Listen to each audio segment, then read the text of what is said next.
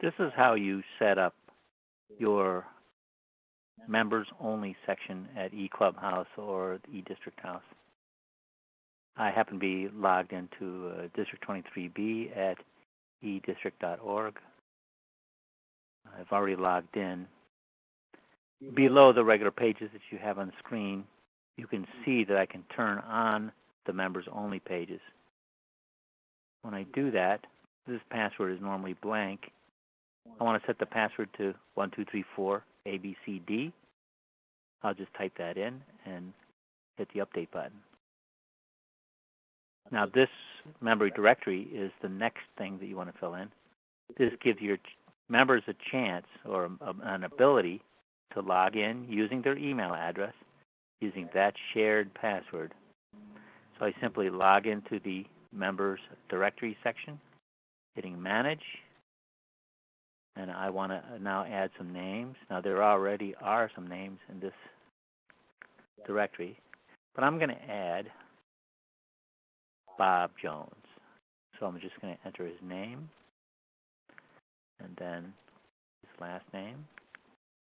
Now Bob Jones, normally I would add an email address, but let's say he doesn't have one. Bob Jones. Instead of just typing in some generic phrase, it'd be easy if Bob Jones just remembered to type in his own name. So I'm just typing in Bob Jones all over lowercase. But then there's this extra little flag that says member can receive emails. And if that is a phony email address, we want to say no. The reason why we say no is because a pretend email address that doesn't really work would actually cause the group email system to not mail out. So I'm going to hit add. Member has been added. Now if I go down the list and look for Bob Jones, Hijkl, Bob Jones is right here. I can edit him already. I can add other details if I want. But I don't really want to. So I'm going to go back to member pages, go back to manage directory, and I'm going to add another name. Now, Dick and Jane Smith, they share email addresses, the same address. So I'm going to, Jane is the one that reads the email, so I'm going to add Jane Smith first. Just simply add Jane Smith. Now this is a pretend person, but I'm gonna say that they have this Yahoo email address. I'm just going to type that in quickly, and here I'm going to leave member can receive emails to yes, and then hit add. Okay, so now Jane Smith is in the system. I'm going to add Dick Smith. This is Dick and Jane Smith, but I'm going to put them in separately so that they can both vote independently in the polling.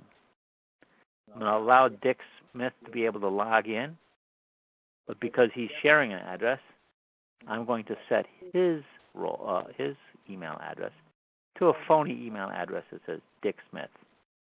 I'm going to set the member can receive emails to no. There are other details that I can add for Dick Smith, but I'm not going to here. I'll hit add. Now, both Dick Smith and Jane Smith can log in. Dick has a funny one. I can now go down here to Dick Smith, S-M-I-T-H. There he is. There's Dick and Jane Smith right there. I can edit Dick Smith, and there he is with his phony email address. So let's log in now. I'm going to log in as Dick Smith. I'm going to go to the website and enter in the Dick Smith name. And then I want to type in that password, the 1234 ABCD. I'm going to just type that in and hit login. So now we're logged in. I'm not going to remember that thing. The home directory just has a lion's emblem. The message board currently doesn't have a message, but there is a welcome message. There is an Evite program that's turned on, but there aren't any Evites pending for Dick. If I go into the member directory, this is allows me to get a spreadsheet or look up somebody. So Dick Smith can look up to see what's on file for him as Dick Smith. He can check those other features and then tell the webmaster that something needs to be fixed. Let's see, so I only see one Smith, so I'm going to just hit go, see what comes up. There's Dick Smith. Oh, there's actually several. There's a Charlie Smith, there's a Jane Smith, there's Carla Smith and Roseanne Smith. So looking for just the Smith last name didn't give us a unique answer to the question. If I go and look at just Dick's first name, let's see how many. See, there's only one Dick Smith. So looking for Dick Smith was unique. If I wanted to know person's position, let's say in this case this is a district directory. If I look up to see who the GLT is, the leadership guy for the district, I can just pick the role, and Everett Lyons comes up as the GLT in District 23B. So that's basically how it works. I hope this answers any questions you might have. Thank you.